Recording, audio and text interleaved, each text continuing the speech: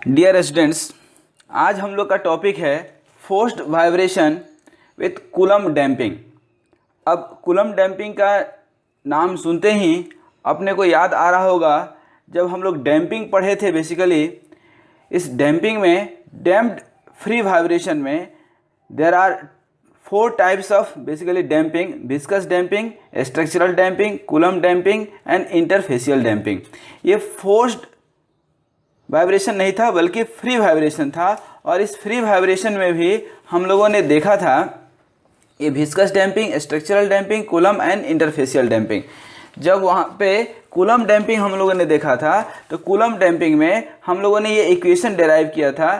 ये हम लोगों ने एक फ्रिक्शनल सरफेस पे कोई बड़ी मास m है तो हम लोग देख रहे थे कि इधर यदि हम फोर्स लगाते हैं तो यहाँ पे एक रेजिस्टेंस काम करता है, that is called force of friction mu R N, that is called coefficient of friction. और इससे हम लोगों ने इक्वेशन निकाला था। इस तरह से ये डिराइव करके ये 3 इक्विलिब्रियम पोजीशन था।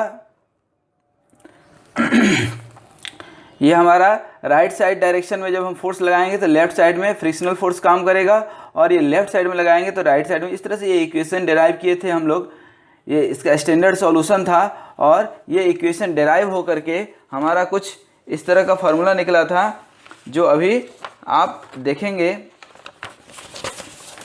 इस तरह का एक फॉर्मूला निकला था कुछ हमारे पास डिस्प्लेसमेंट का, और ये ग्राफ था जब हम लोग देखे थे कि एम्पलीट्यूड जो है कैसे कूलम्ब डैम्पिंग में डीके होता है। आज हम लोग इसी कूलम्ब डैम्पिंग को, जब वहाँ पे हम कोई फोर्स नहीं लगा रहे थे फ्री वाइब्रेशन में, that means there is no any external force, और आज इस कूलम्ब डैम्पिंग में फोर्स लगा रहे हैं, that is called harmonic force. अब इस हार्मोनिक फोर्स के लिए हम लोग इक्वेशन डिराइव करेंगे, लेकिन इक्वेशन जो स्टैंडर्ड इक्वेशन है ऑलरेडी हम लोग देख चुके हैं। स्टैंडर्ड इक्वेशन, वह स्टैंडर्ड इक्वेशन हमारा कूलम्ब डैम्पिंग के लिए क्या था आप यहाँ देख सकते हैं। स्टैंडर्ड कूलम्ब डैम्पिंग के लिए इक्वेशन था हमारा m, ये इक्वेशन था हमारा mx double dot plus kx minus f equal to 0। अब इसी इक्वेशन को लेकर के आज हम आगे बढ़ेंगे। यह किसके लिए था? डैम्प्ड फ्री वाइब्रेशन के लिए। लेकिन जब हम फोर्स लगाते हैं तो डैम्प्ड फ्री वाइब्रेशन के बाद जब हम डैम्प्ड फोर्स्ड वाइब्रेशन पढ़ते हैं तो फोर्स्ड वाइब्रेशन के लिए हार्मोनिक फोर्स का ये इक्वेशन बनता है कुछ इस तरह से। क्योंकि यहाँ पे डैम्पर है और यहाँ पे आपका डैम्पर नहीं है, तो अब यहाँ पे हम फोर्स वाइब्रेशन दैट मीन्स कि 0 के जगह पे हम क्या लिखेंगे? F sine omega T, F sine omega T. अब ध्यान रखिए कि ये अभी हम लेफ्ट साइड में फोर्स लगा रहे हैं, आप राइट साइड में भी लगा सकते हैं। जब राइट साइड में लगाएंगे तो यहाँ प्लस आ जाएगा, दैट मीन्स कि आप लेफ्ट साइड के लिए माइनस लिखेंगे, राइट साइड के लिए प्लस लिखेंगे। तो अब इसको स्टैंडर्ड इक्वेशन हम लिख सकते हैं, दैट मीन्स कि हम यहीं पे डायरेक्ट कर देते हैं प्लस और माइनस। प्लस लेंगे किसके लिए? फॉर राइट साइड मूवमेंट के लिए, जब मोशन राइट साइड में होगा, और जब इसके लिए लेफ्ट साइड में। यहीं पे हम डायरेक्ट लिख दिए। अब स्टैंडर्ड इक्वेशन क्या बन गया? mx double dot plus kx minus left side के लिए हम इक्वेशन डिराइव करने जा रहे हैं, mu R N equal to क्या हो जाएगा? F sine omega t. That is your standard equation that we will derive here for finding the equation and all. This exact solution is very difficult, but we will try to find it for a small damping so that the motion is continuous. For high value of dry damping force, the motion does not remain continuous. If the dry friction force is very small compared to harmonic force, dry friction force that is mu Rn is very small in comparison to harmonic force F sin omega t. An approximate solution is required for the purpose of solution. The sign of friction force is positive, that I have already discussed, when it will move in the right direction, minus when it will move in the left direction. So now we have also find out the energy dissipation in Coulomb damping delta E as 4 mu Rn into A, where mu Rn is nothing just force of friction, that you can write here 4F into A, where F is force of friction, A is the amplitude.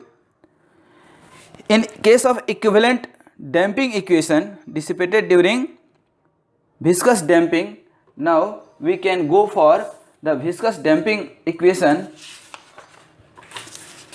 energy dissipation in the viscous damping equation that we have already derived in viscous damping, that I will show you.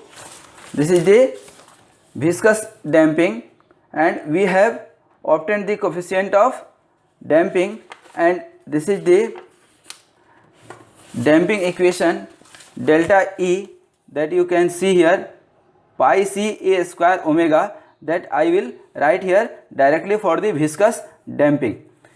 Then I can write here the viscous damping in case of viscous damping, energy dissipation delta E is pi c e omega a square. That is the equation for the energy dissipation. Equating these two equation number 1 and equation number 2, we obtain an equivalent viscous damping factor which is measured in terms of dry friction. Then we can equate pi c e omega a square equal to 4F into A. We can find here C E equal to 4F upon pi omega A. We can also write here 4 mu Rn upon pi omega A.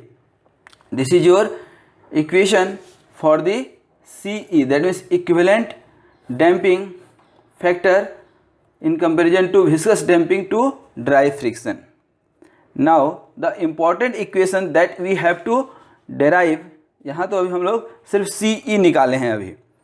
अब steady state condition में आप इसका equation देखिए, हम लोग already निकाल चुके हैं. For steady state amplitude for the system having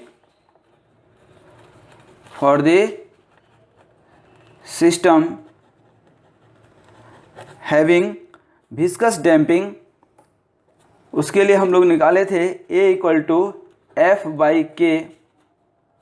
forced vibration के केस में ये हम लोगों ने निकाला था 1 माइनस W अपॉन WN का स्क्वायर का whole square plus CW by K का square. Substituting the equivalent damping, अब ये जो हमने CE निकाला है, ये CE का वैल्यू हम C के जगह पे रिप्लेस कर दें.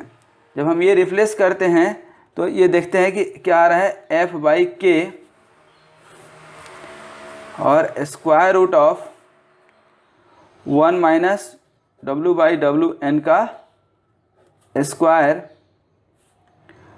प्लस 4FF, यहाँ C की जगह पे CE का वैल्यू हम रख रहे हैं, तो 4FF अपॉन पाई A के का whole square.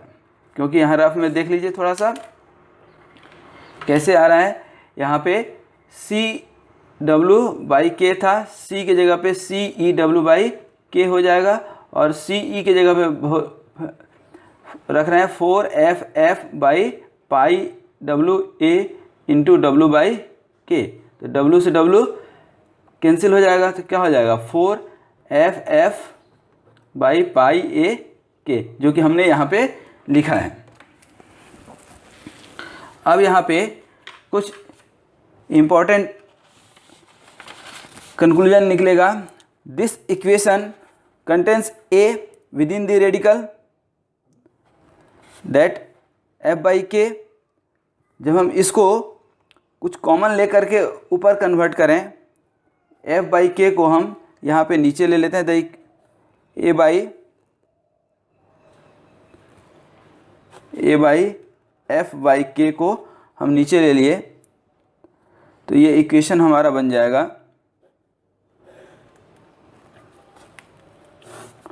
1 minus 4f by pi f upon 1 minus w by WN का स्क्वायर का होल स्क्वायर। ये इक्वेशन कब आएगा? Because this a contains within the radical value, squaring and algebraically solving the above equation. कैसे करेंगे? दोनों side square कर देंगे, तो हमें जो फाइनल इक्वेशन मिलेगा that equation we will get. यहाँ से एक बार और तोड़ेंगे तो क्या हो जाएगा? Square root of 1 minus 4f upon pi f का स्क्वायर। अभी दोनों पे स्क्वायर है, यहाँ पे स्क्वायर है, तो that you can take it out. अब यहाँ पे थोड़ा सा ध्यान दें कि इसका वैल्यू मैक्सिमम क्या हो सकता है। 4f that means f upon f, this value f upon f must be greater than 4 by pi. The numerator of the fraction under the radical is negative. The radical is imaginary and approximate solution cannot be used. However, the exact solution was derived by a scientist, and due to his contribution I can write 4f upon pi f square must be greater than 0 because this is under the root. So I can write here 4f upon pi f must be less than 1, that is f upon f greater than 4 by pi. That is your thing. That means f upon f pi by 4, f ऊपर से नीचे कर दिए, तो ये क्या हो गया? F frictional force upon force applied must be less than pi by 4 to get the solution, otherwise you will not get any solution here. In this case just see here, इसके बाद हम निकाल सकते हैं tan phi equal to that we can write here CW by K. CW by K होता है, लेकिन C की जगह पे हमने क्या रख दिया? C equivalent damping coefficient 1 minus omega upon omega n का स्क्वायर। इस तरह से हम लोग यहाँ से फाई निकाल सकते हैं। Now this phi is constant for a given value of f by f, system force by frictional force. Phi is discontinuous, phi will be discontinuous at W by W equal to 1, that means when resonance will occur this will be 0, that means infinity, that means this continuity will break, hence it takes positive। हमेशा जो आपका W by WN should be less than 1, then only this continuity will remain continued. Thus we can use this equation. Now for the energy equation again we can find change dissipation of energy delta E, जैसा कि हम लोग free damped vibration में किए थे। Similar equation f sin omega t dt omega t into dx with respect to dx। अब इसको हम ब्रेक कर सकते हैं, f sin omega t into D X by D T into D T लिख सकते हैं। अब यहाँ पे x let x equal to क्या है, omega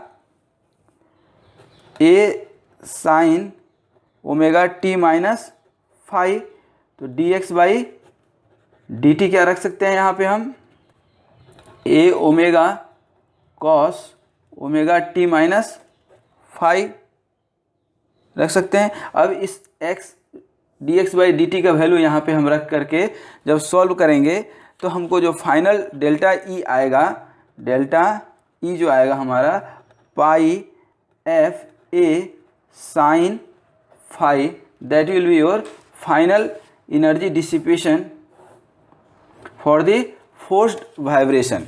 That means due to presence of sin phi, you can draw a diagram here. यहाँ पे ये आपका डेल्टा E1 हो गया कितना, pi F A, that is the energy input, and delta E 4 mu R N A, that is the energy dissipated in the dry friction damping. तो इस तरह से हम लोगों ने देखा यहाँ पे कि जो हम विस्कस डैम्पिंग जो हम पहले यूज कर चुके हैं ऑलरेडी, उस विस्कस डैम्पिंग में कूलम्ब डैम्पिंग में जो हमने इक्वेशन निकाला था, ठीक है, और विस्कस डैम्पिंग में जो एनर्जी इक्वेशन निकाले थे आप देख सकते हैं यहाँ पे इक्वेशन क्या है हमारा, delta E pi C A square omega, और यहाँ पे इक्वेशन क्या है, pi F A sine phi. That means in case of free vibration and forced vibration there is input of your force and phase sine phi. This due to presence of sine phi the input energy curve is made to coincide with dissipated energy curve, so amplitude is limited। क्योंकि यहाँ पे आप देखेंगे तो यहाँ पे energy is directly proportional to square of amplitude है, लेकिन यहाँ पे क्या है, it is simply related, hence phase of motion phi can be seen to limit the amplitude of motion. इस फाई के चलते ही इसका स्क्वायर रूट हट गया है, इसलिए that means in case of forced vibration and using Coulomb damping there is lesser amplitude and vibration can be controlled easily with the variation of और with the using of by using sin phi, and we have already obtained the value of phi from this equation. Thank you very much watching this video. Please watch again and again and share with your classmate. Subscribe this channel. Thank you very much.